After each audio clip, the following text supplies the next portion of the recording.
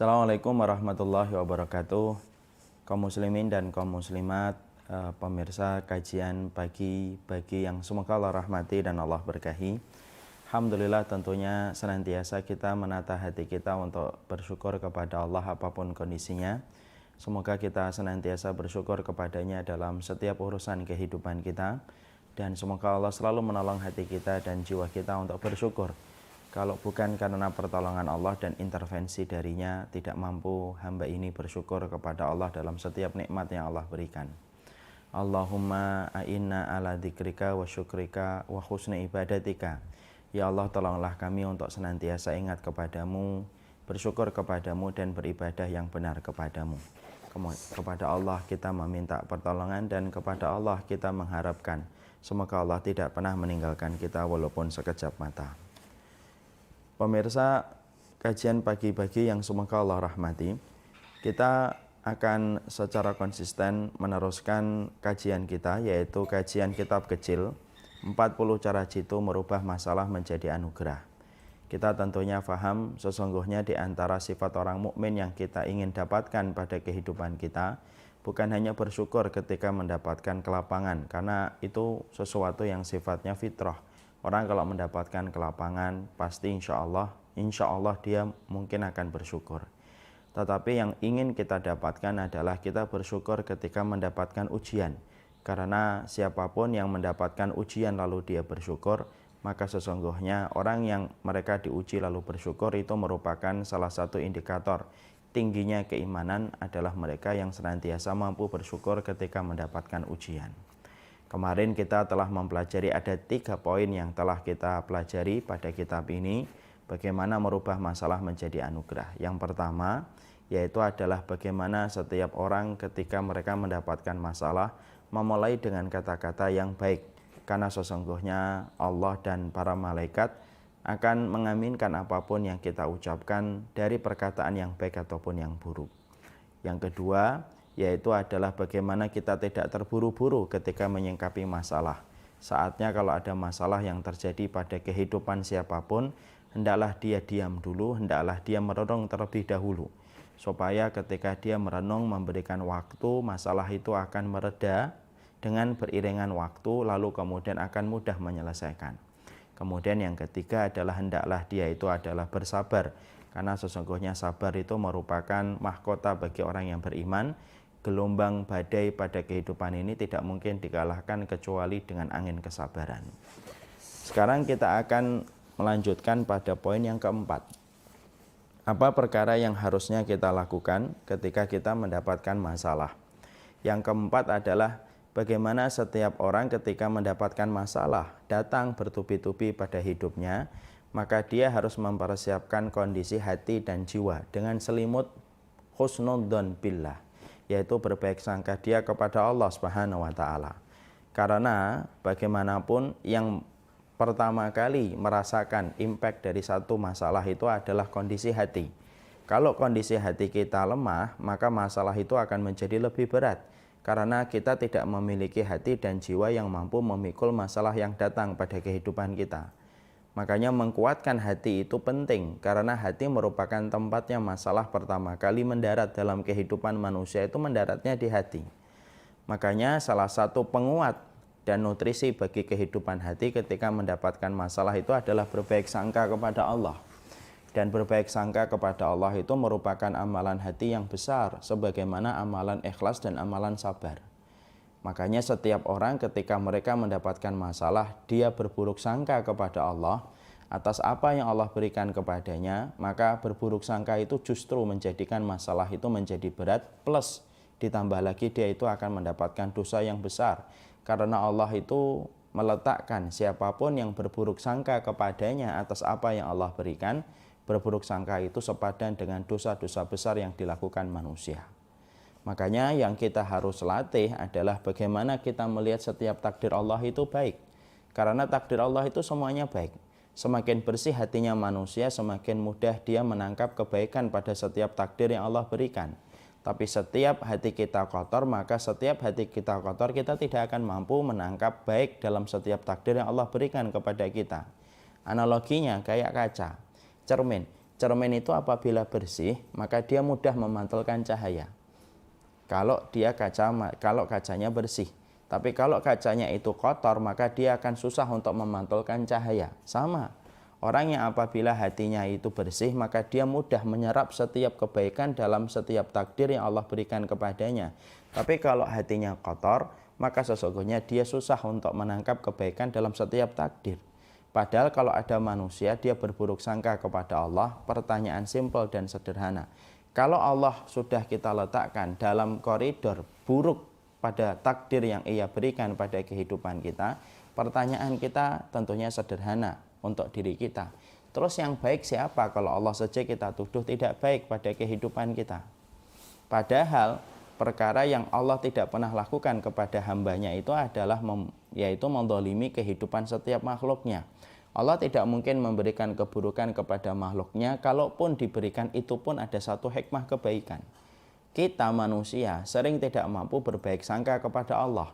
Ketika hati kita sudah diisi dengan kebencian, maka terasa sesak. Coba lihat, manusia ketika mereka membenci manusia, itu kan sesak dadanya. Kita perhatikan kalau dulu sering kita mungkin masih melihat sinetron, kalau orang lagi benci matanya melotot, dadanya kembang kempis, naik turun. Karena apa? Sesak. Karena sesungguhnya ketika membenci itu sesak, apalagi membenci yang diiringi dengan hawa nafsu. Kalau kamu membenci kepada manusia, ternyata bisa membuat dadamu sempit dan dadamu sesak, apalagi ketika seorang manusia itu membenci itu kepada ketetapan takdir Allah. Tidak ada yang salah dalam takdir Allah. Yang salah adalah cara kita membaca takdir ketika hati kita kotor. Akhirnya yang kita tangkap adalah keburukan pada takdir yang Allah berikan. Padahal tidak ada yang buruk pada takdir yang Allah berikan pada kehidupan kita. Kita akan melihat beberapa contoh nyata bagaimana banyak perkara yang kita anggap itu pengganggu tapi justru adalah penyelamat pada kehidupan kita. Karena sesungguhnya kita hanya diperintahkan oleh Allah untuk berbaik sangka. Sembari menunggu waktu, Allah pasti akan memberikan kebaikan pada sesuatu yang hari ini mungkin kita tidak bisa dan mungkin sulit untuk kita terima. Tapi selama kita ridho, Allah akan memberikan sesuatu yang manis. Apa yang pahit belum tentu sejatinya pahit di masa mendatang. Berapa banyak makanan yang pahit tetapi justru memberikan kebaikan kepada kita di masa tua. Berapa banyak makanan manis yang familiar dengan lidah kita tapi justru memberikan keburukan kepada kita dan kesehatan kita dan fisik kita di hari tua. Disitulah kita akhirnya paham sebenarnya kita hanya membutuhkan berbaik sangka. Dan Allah memperlakukan setiap takdir sesuai dengan prasangka hamba kepadanya. Kita akan ambilkan contoh. Pernah melihat kejadian CCTV? Kita pernah menjumpai ada CCTV, ada seorang pemuda sedang menikmati pemandangan lalu lalang mobil. Tiba-tiba Allah kirimkan semut yang mengganggu di kakinya. Sampai dia merasa terganggu, dihentak-hentakkan kakinya untuk mengusir semut yang merayap melalui sepatu masuk ke kakinya. Ketika menghentakkan semut-semut itu dalam kondisi emosi, mundur beberapa meter dari tempat yang pertama. Baru saja dia mundur dari tempat yang pertama, tiba-tiba ada mobil luar biasa kencang menghantam sisi pagar dari mobil, sisi pagar dari trotoar itu, di mana pemuda tadi berdiri pertama kali sebelum diganggu oleh semut, dan akhirnya dia bisa selamat disebabkan gangguan semut yang membuat dia emosi dan mundur beberapa meter dari tempat yang pertama. Apa yang kita jumpai? Sebagian besar pasti pernah melihat kejadian itu. Yang kita jumpai adalah berapa banyak perkara yang kita sangka itu pengganggu, tapi justru itu adalah penyelamat kita. Kita juga pernah melihat ada truk hampir masuk ke jurang. Truk ini membawa beban yang cukup panjang dan kepala dari truk itu sudah ada di atas jurang. Lalu ketika di atas jurang itu ternyata kepala truk itu selamat. Dia teronggok-onggok di atas jurang dan dia tidak masuk ke dalam jurang karena beban panjang yang dia miliki. Disitulah kita juga paham ternyata sesuatu yang kita anggap beban kadang-kadang justru itulah yang memberikan keselamatan untuk diri kita. Makanya disitulah dibutuhkan bahwasanya ketika seseorang menghadapi satu masalah, mendekatlah kepada Allah, bertakwalah kepada Allah pada setiap masalah yang datang ke kehidupan kita. Karena siapapun yang dia bertakwa, membersihkan hatinya, maka dia pasti akan menangkap semua kebaikan-kebaikan yang Allah berikan kepadanya, walaupun takdir yang dia rasakan pada hari itu terasa masam dan terasa pahit. Saya tadi malam beli nasi goreng. Ketika beli nasi goreng, saya tanya sama beliau, Masya Allah. Kadang-kadang kita belajar dari orang-orang di sekitar kita yang mungkin bukan tamatan pondok, tapi pengalaman hidup membuat mereka layak diambil ilmunya secara praktek. Saya tanya sama tukang nasi goreng, Pak, gimana Pak dengan adanya wabah ini? Maka beliau berkata, Masya Allah turun start 70%. Yang biasanya satu malam mendapatkan 70 sampai 80 piring, sekarang dapat 20 pun sudah alhamdulillah. Terus kemudian saya berkata, wah lumayan juga ya Pak. Iya Ustadz, tapi bagaimanapun saya syukurilah.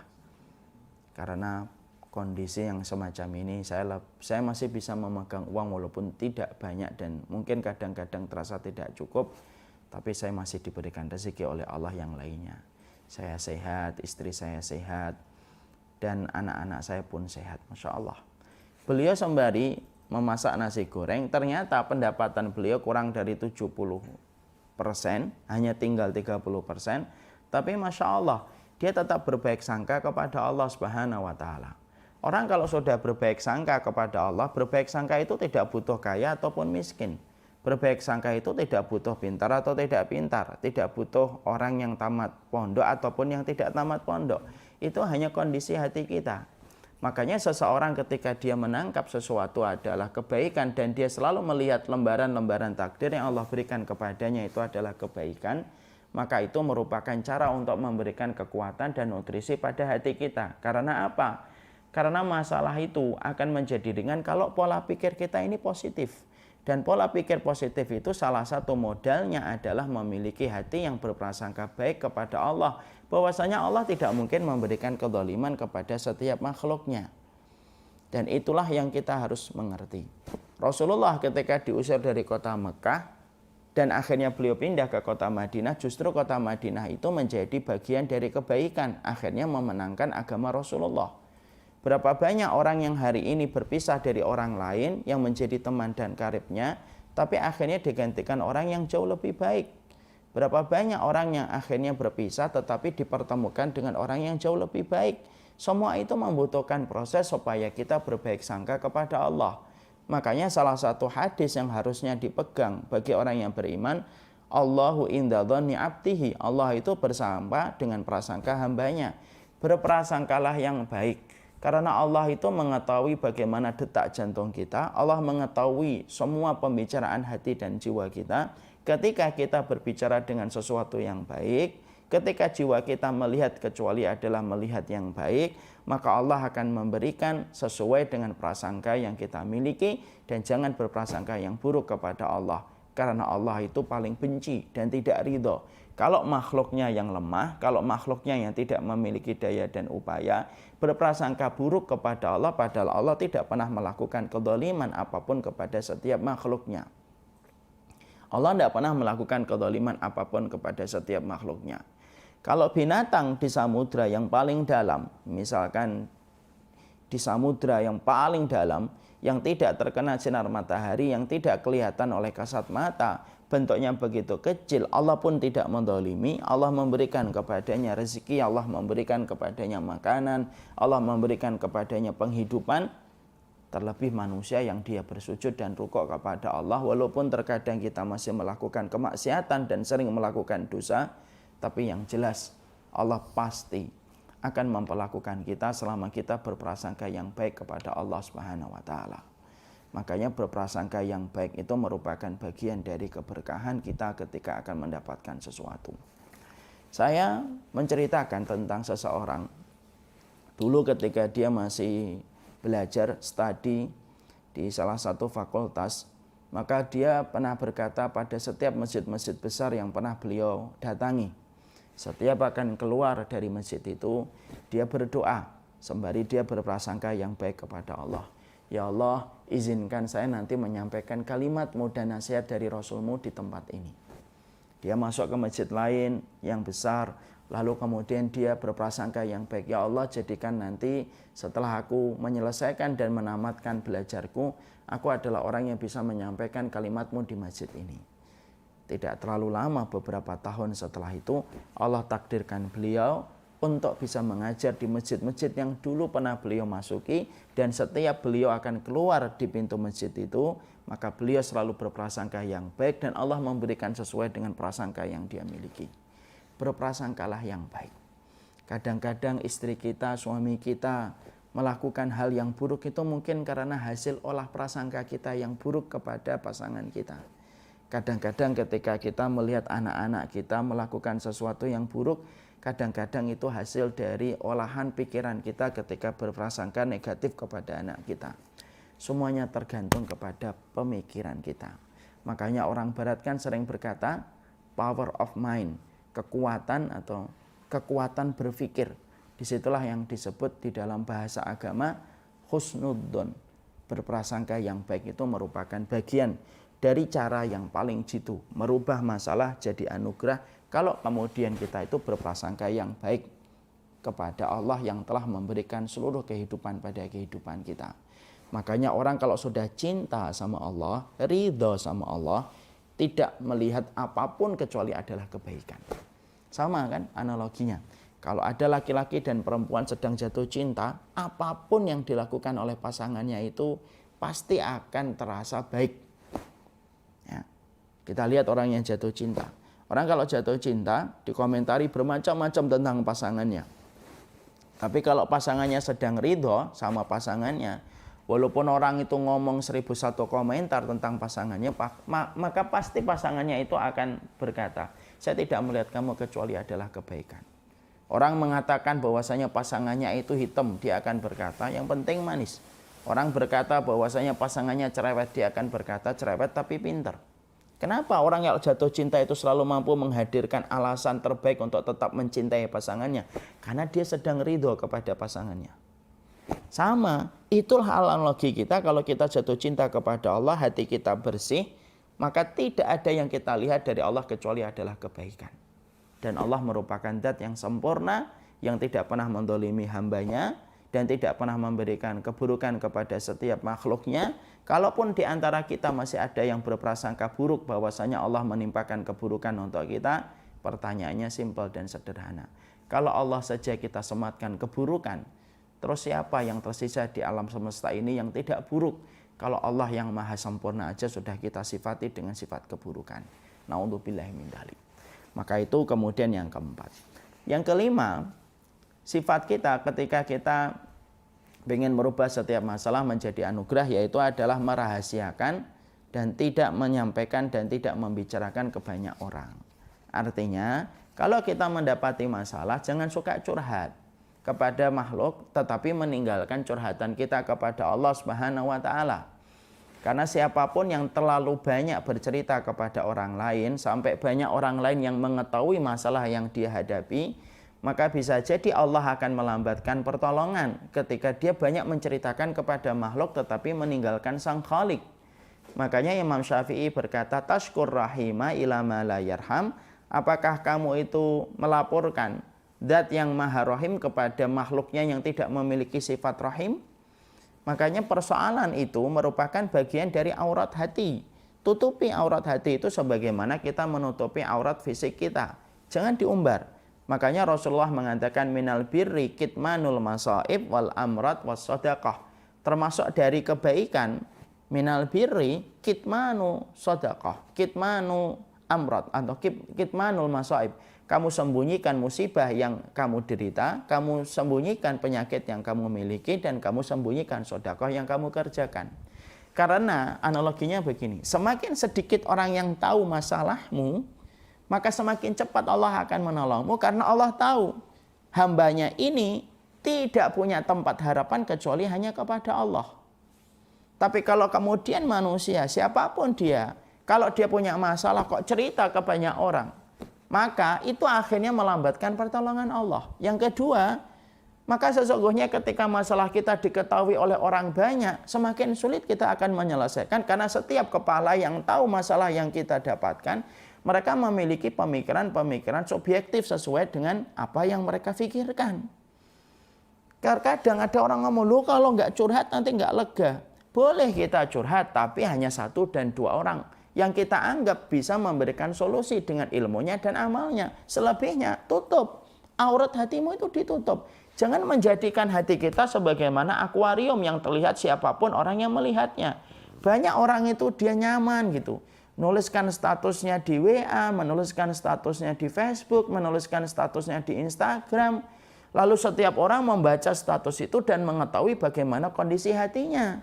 Padahal Rasulullah mengatakan minal birri kitmanul masaib wal amradi wasadaqah. Termasuk kebaikan itu kamu rahasiakan.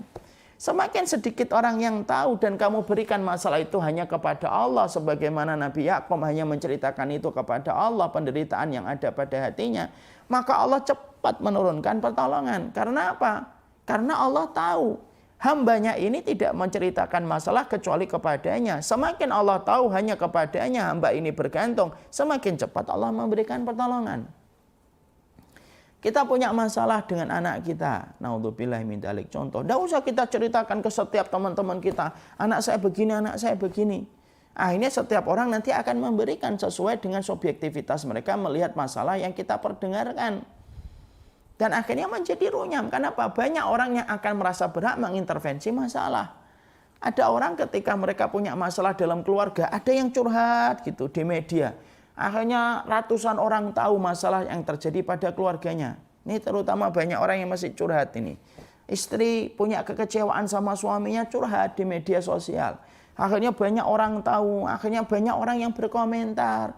Akhirnya orang merasa berat bagian dari persoalan itu. Bahkan terkadang yang kita sedihkan, orang yang harusnya tidak terlibat masalah ikut-ikutan terlibat pada masalah hanya gara-gara kita lebih banyak sharing kepada makhluk daripada sharing yang kita berikan kepada Allah. Dan Allah paling tidak suka. Allah yang memberikan kepada kita masalah dan ujian untuk kebaikan kita, malah dia menceritakan itu kepada banyak manusia. Makanya sampai kemudian kita mendapati Rasulullah SAW menyampaikan di dalam hadis, bahwasanya di dalam hadis ini Rasulullah berkata, min ijlalillah wa ma'rifati haqqihi alla tashku waj'aka wa la tadhkur musibataka.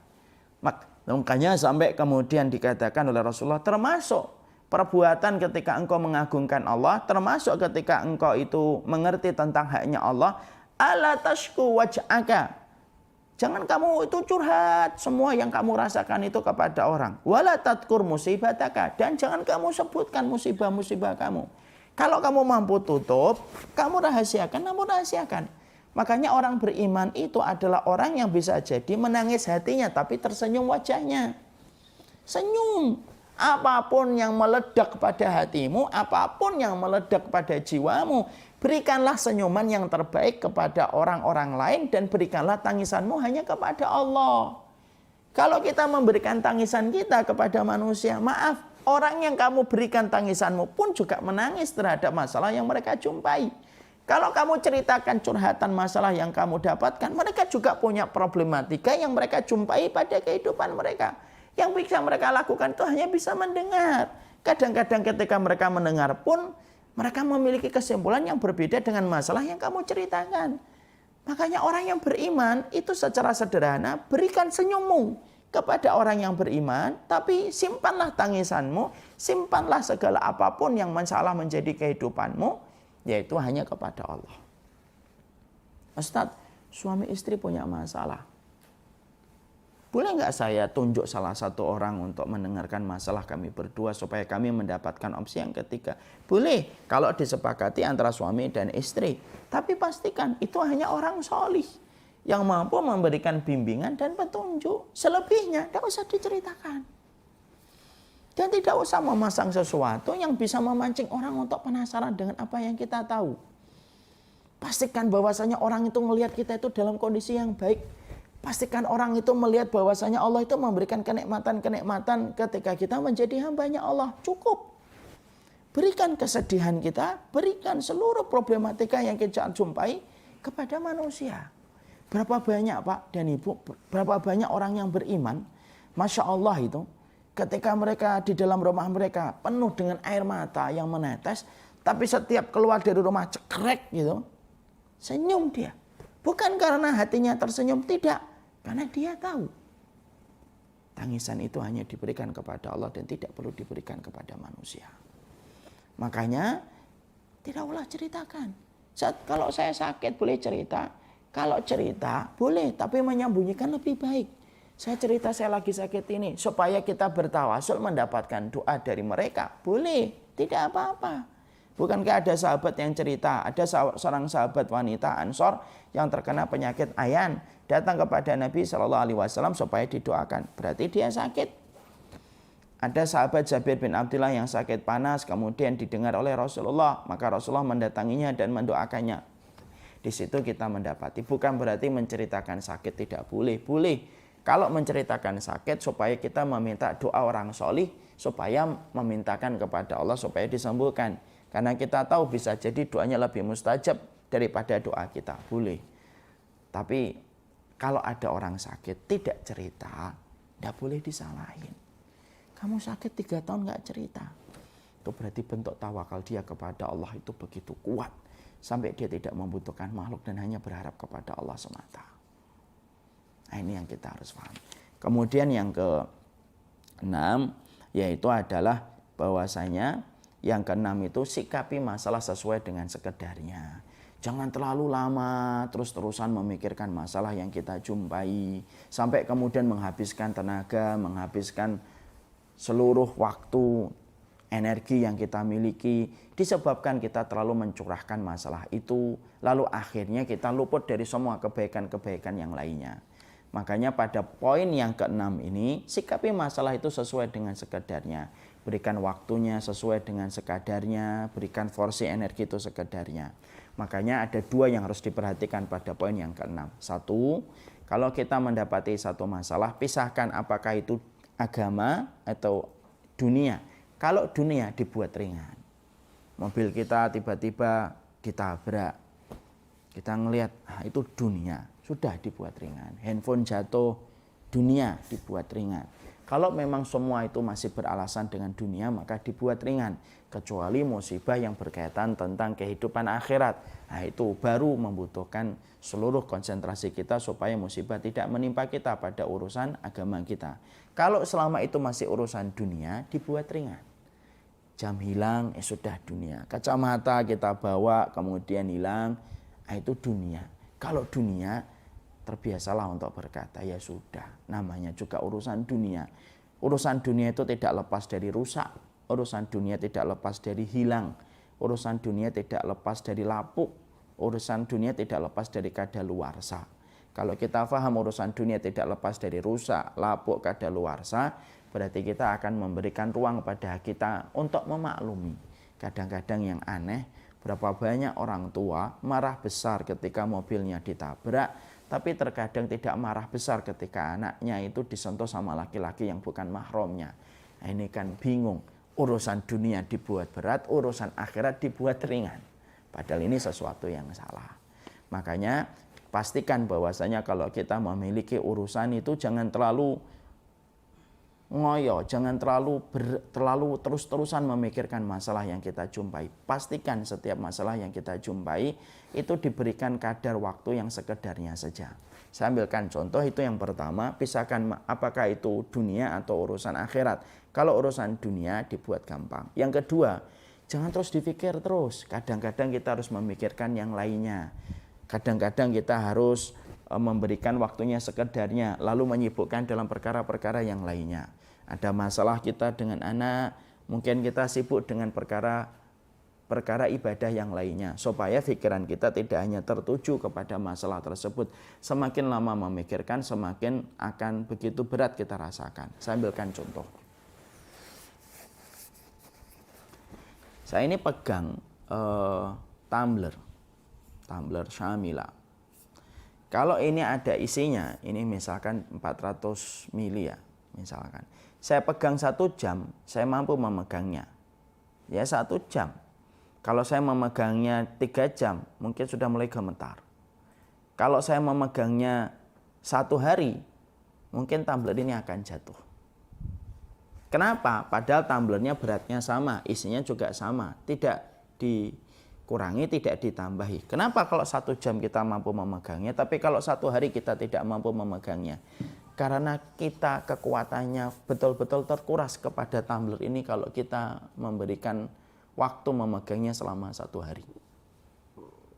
Apa pelajaran yang kita dapatkan?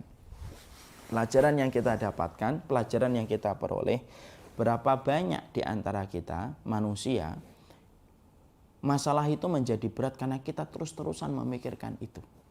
Sama dengan kita ketika membelenggang tumbler terlalu lama, 1 hari tidak kuat tangan kita. Kalau ada masalah yang datang menyapa setiap hati di antara manusia, maka pastikan kadar masalah itu berapa persen, supaya kita bisa memberikannya itu hanya beberapa persen sesuai dengan kadar masalah itu. Tapi kalau kita kemudian mendapati satu masalah, terlalu lama kita pikir, pagi, siang, sore kita pikir terus, lama-lama organ tubuh kita yang dalam akan kelelahan, pikiran kita akan keletihan. Dan disitulah membuka pintu banyak penyakit yang datang pada kehidupan kita. Makanya masalah itu sekedarnya saja. Kita lihat masalah ini berapa sih kadarnya. Ini 20%. Sudah berikan aja 2 jam, 3 jam. Sesuai dengan tingkat masalah itu. Jangan sampai setiap masalah itu membuat kita terforsir memikirkan terus. Sampai akhirnya kita luput dari kebaikan, luput dari berbagai macam ketaatan, luput dari perkara yang bermanfaat untuk tubuh kita. Karena terlalu lama kita berpikir sesuatu yang sebenarnya harusnya kita berikan sesuai dengan kadarnya. Saya itu senang sama salah satu filsafat Jawa. Salah satu filsafat Jawa itu ada sebuah kata-kata, kriwikan dadi grojokan. Kriwikan dadi grojokan itu dari gemericik menjadi deras. Banyak masalah itu sebenarnya kecil, tapi menjadi gede. Kenapa bisa menjadi besar? Karena salah satunya kita itu menyikapinya itu terlalu berlebih-lebihan. Kalau bahasa anak muda hari ini terlalu lebay. Sehingga ketika masalah itu kita lama memikirkannya, akhirnya menjadikan masalah itu bertambah berat. Dan inilah yang harusnya kita hindari.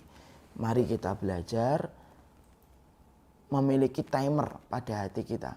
Timer itu untuk memberikan waktu sesuai dengan masalah yang kita jumpai, sesuai dengan kadarnya. Dan tidak berlebihan. Karena sesuatu yang sifatnya terus kita pikirkan, justru masalah itu yang asalnya ringan menjadi berat. Bukan karena masalahnya menjadi berat, tapi karena terlalu lama kita memikirkannya. Memegang tumbler 1 jam beda dengan memegang tumbler 1 hari. Bukan karena isi tumbler yang bertambah, tapi karena lamanya kita memegang tumbler ini yang menjadikan ini terasa berat. Banyak masalah itu terasa berat bukan karena masalah itu berat, tapi terlalu lama kita memikirkannya. Nah inilah yang kita pelajari pada kesempatan hari ini. Berarti kita memiliki kesimpulan yang kita harus berikan pada kesempatan hari ini. Kita sudah menambah 3 poin. Apapun masalah yang kamu jumpai, pastikan ketika masalah itu kita dapatkan dan kita jumpai, kita harus berprasangka yang baik kepada Allah Subhanahu wa taala. Sesuatu yang manis belum tentu sejatinya manis. Sesuatu yang pahit belum tentu sejatinya itu pahit. Berapa banyak takdir-takdir yang kita sangka itu buruk tetapi justru memberikan kebaikan pada kehidupan kita. Kemudian yang kedua, yang kelima yang kita pelajari yaitu adalah bagaimana kita tidak perlu banyak curhat kepada manusia pada setiap masalah yang kita dapatkan. Semakin sedikit orang yang tahu masalah kita, semakin besar intervensi Allah akan turun karena Allah tahu hambanya ini hanya berharap dan menyandarkan masalah itu kepada dirinya. Dan kemudian yang ketiga, jangan terlalu terforsir memberikan setiap porsi pada masalah yang kita jumpai secara berlebihan. Karena sesungguhnya bisa jadi masalah itu berat bukan karena bobotnya yang bertambah.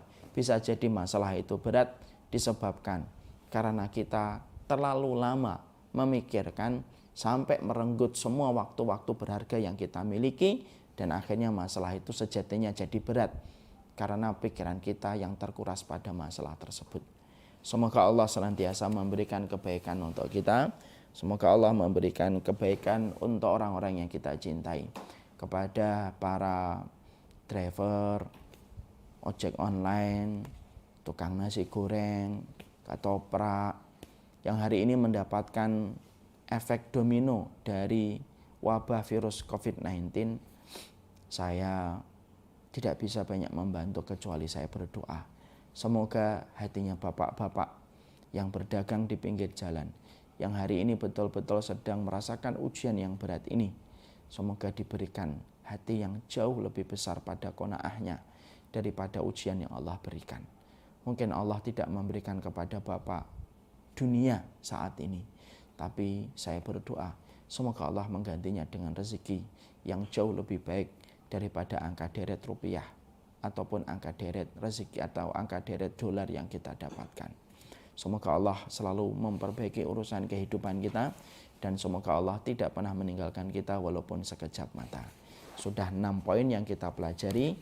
Ketika kita mendapatkan masalah, pastikan ada 6 yang sudah kita kaji bersama-sama kita amalkan. 1, berkatalah yang baik.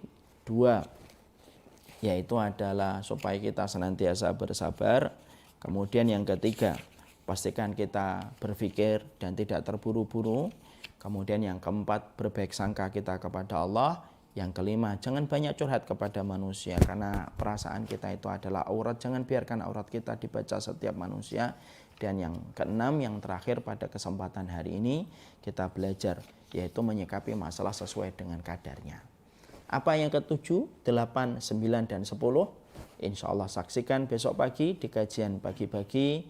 Kita akan mempelajari 7, 8, 9, 10. Besok kita akan mempelajari 4 poin supaya sebelum Ramadan kitab ini sudah selesai. Pastikan kalau di antara Bapak dan Ibu memang membutuhkan materi ini, pastikan bisa mendapatkan buku ini, kita kaji bersama-sama. Karena buku ini sangat kita butuhkan. Karena yang kita inginkan bukan hanya ilmu dalam sholat, tetapi yang kita perlukan adalah ilmu yang merespon setiap masalah untuk kita rubah menjadi anugerah pada kehidupan kita. Wassallallahu ala nabiyyina Muhammad walhamdulillahi rabbil alamin. Assalamualaikum warahmatullahi wabarakatuh.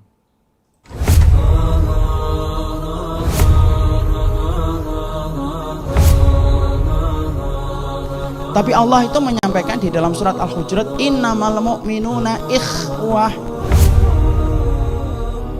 Maka kemudian ada beberapa kondisi yang kita harus paham kalau orang itu sakaratul maut, yang sering luput dari perhatian mata kita. Beberapa hal yang kita harus pahami, dia kalau orang sakaratul maut itu menghadapi tekanan dan sakit yang paling berat yang pernah dirasakan manusia.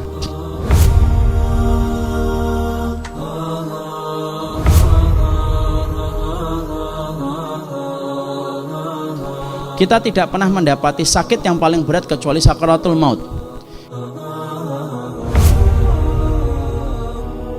Silakan dolim, tapi ingat ya, itu sakaratul maut.